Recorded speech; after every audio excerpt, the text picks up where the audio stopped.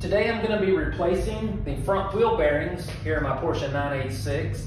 And one of the first things you'll probably need to do, because most people don't have access to the specialty tools that are required for this job, unless you have a friend who's a professional mechanic or you yourself just happen to have one of these, a good way to go is the tool loaner programs at your local auto parts stores. I went to a couple of different places, I got several different things, and honestly I'll use a little bit of each one of these kits. I have a master wheel hub and bearing remover and installer kit, a different master hub puller set, a slide hammer, and a bearing race and seal driver set, which I used as a tamp to get the bearings started. But anyway, let me go change clothes and we'll get started. Okay, the first thing you're going to want to do is remove this axle nut. The axle nut has a torque spec of about 360 if I'm not mistaken, and I might be. I don't even have a torque wrench that goes to 360, so what I use is the impact driver. I set it at a lower setting and I move it up a notch if it won't take it off until it finally does, and whatever setting it took it off at is what I put it back on at. Hopefully it's close enough.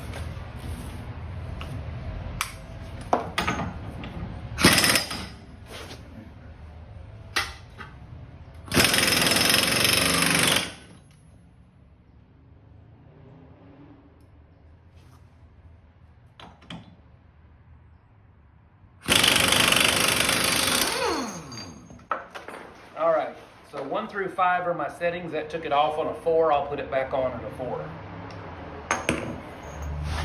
Okay, so then to pull the hub, I got a puller here, and I'm gonna use the lug nuts, 3 of them.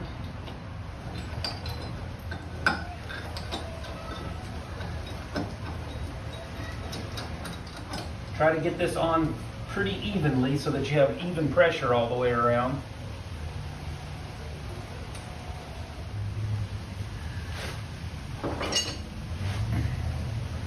And then a slide hammer, thread that in.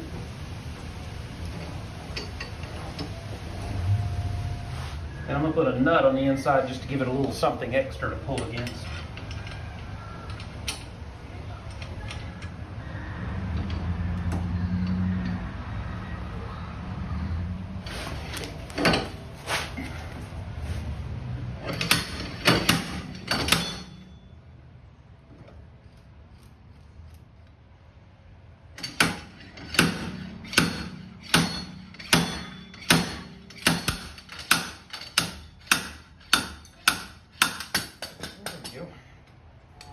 So next you're going to want to remove the 4 bolts that hold the plate that keeps the bearing in place. They're 13 millimeters.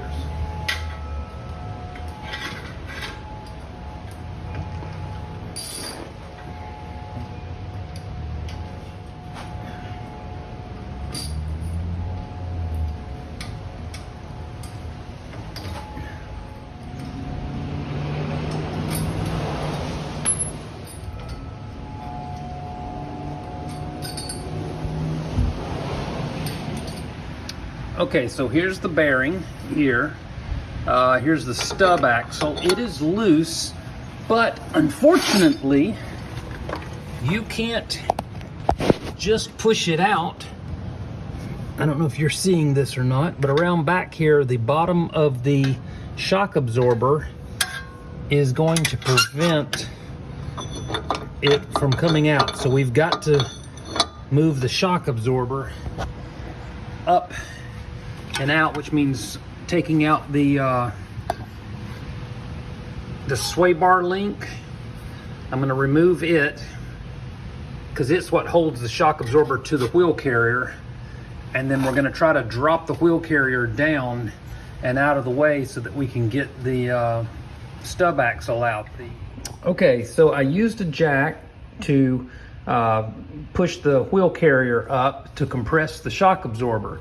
Now I put a spring compressor on. There's not a lot of room in these cars for 2 spring compressors, so I have a single one over there. Then I used some nylon webbing, and as you can see at the top, I went up and through and down the back side around the shock absorber there, and Anyway, I've got it tied off pretty good.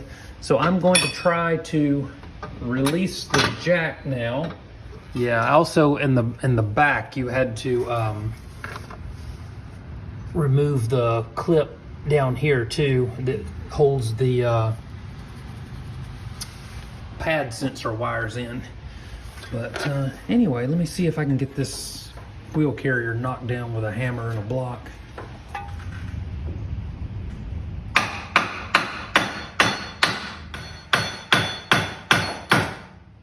Alright, there it went.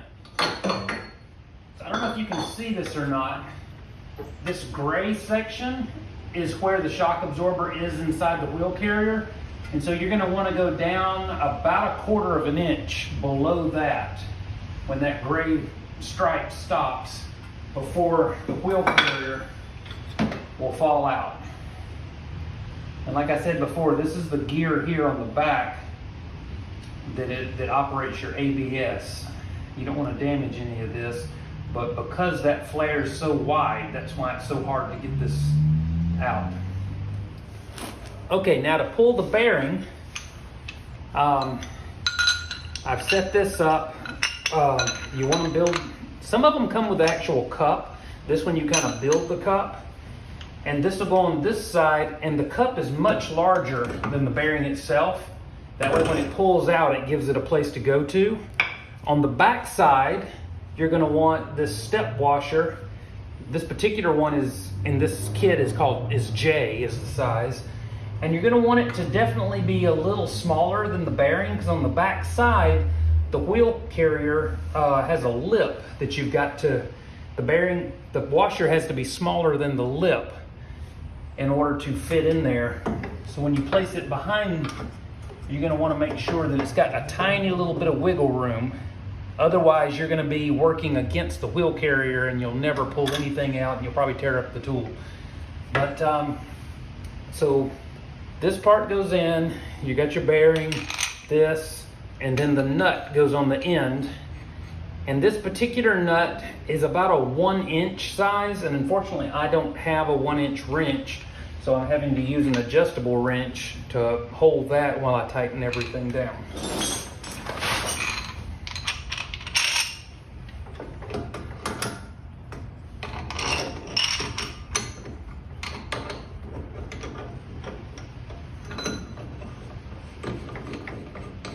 Now, if your wheel carrier slides back up on the shock absorber and gets back up into the gray area, you may have trouble with the nut hitting the bottom of the shock on the back side of this. So you want to try to make sure you keep that down. Kind of make sure everything is as close to center as you possibly can get it.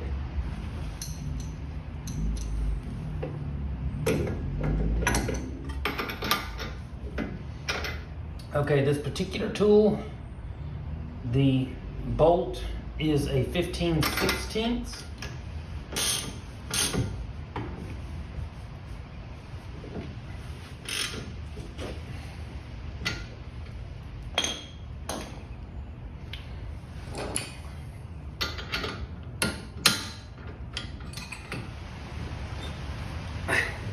This will really wear you out right here.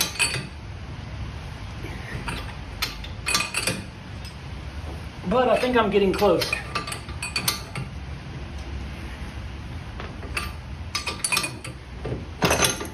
There it went. I'm trying to protect the end of the pipe from scratching the car. But anyway, all right. There we have it. Ooh, a lot of work.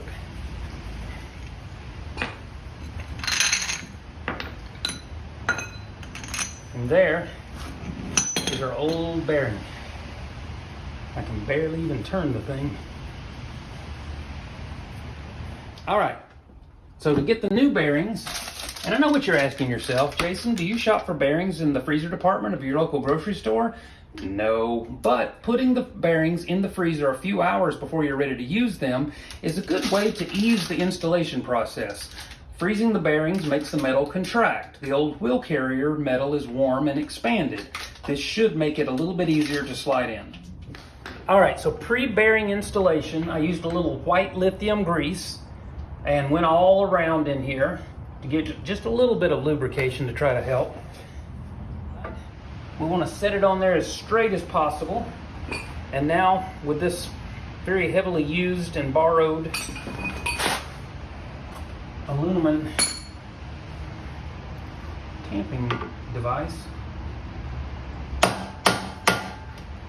we're going to try to drive that bearing in as straight as possible. If you notice it going in a little bit on one side more than the other, as quickly as you can, try to cut that off. Get the longer side driven in a little more. It takes a few hits to get it going, but once it's in and straight and happy, it starts going in pretty well. And then I like to switch over. And what I'm going to do is I'm not going to use this cup part. We don't need it, but the main big flat plate. And instead of the smaller washer that just barely covers the center of the bearing, we're going to use a much bigger washer that'll actually push against the back of the wheel carrier. And we're going to drive the bearing in. Here's our nut again. Get it on. There we go.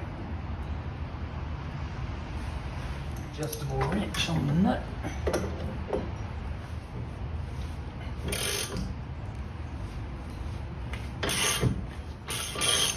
This is way easier than pulling the old bearing out.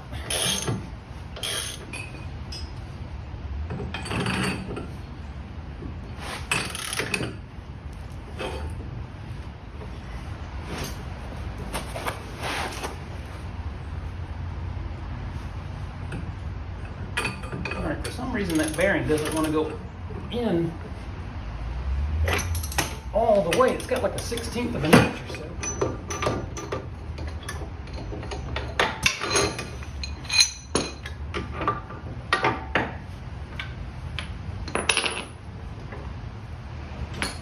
Try this tamp.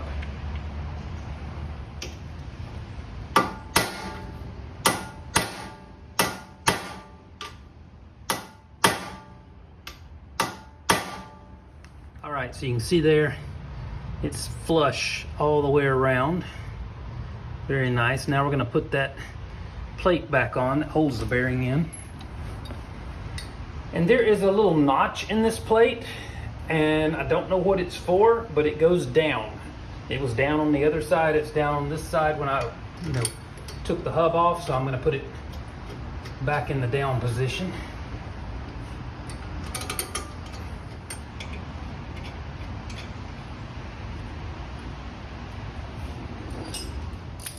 All right. Once again, they're a 13 millimeter, and they weren't torqued very high. So I'm just going to kind of get them all four seated,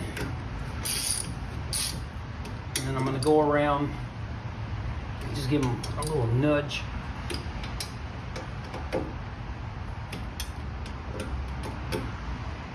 Okay. All right, and I'm going to install the hub, and I'm going to use the same tool I used to install the bearing. I mean, not the tamp, but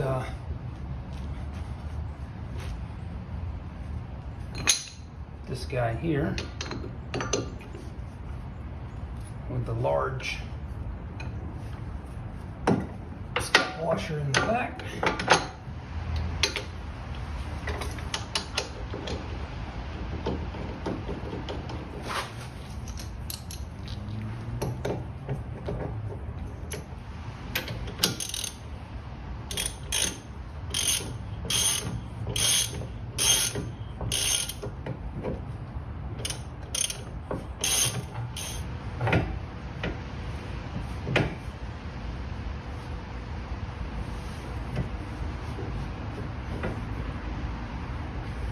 Alrighty. Yeah, if you have all the right tools, the first time you do this job, it's probably going to take an hour or longer, just because it's a new experience. If you don't have the right tools, it could take a day to do one. It's taking me half a day to go to different places to find all these tools. But anyway, that's that. We got to get the stub axle in. There we go. And the nut.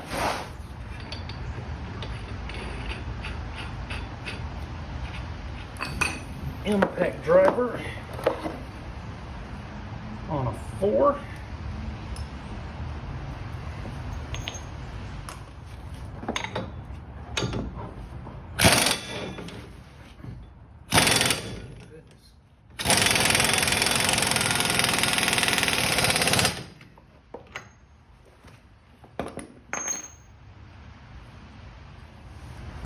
All right, so that's it.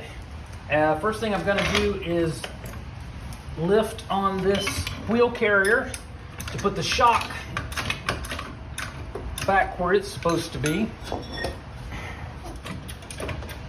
All right, now I should be able to install my sway bar link to hold the shock in place. Very nice. The larger nut. Now at this point, I should be able to get rid of my nylon webbing and my spring clamp, and then I'll reinstall the brakes, making sure to reinstall the little bolt that holds the ABS sensor part in there, and also on the other side the clamp that holds the brake line in place, and the wheel, and that's it.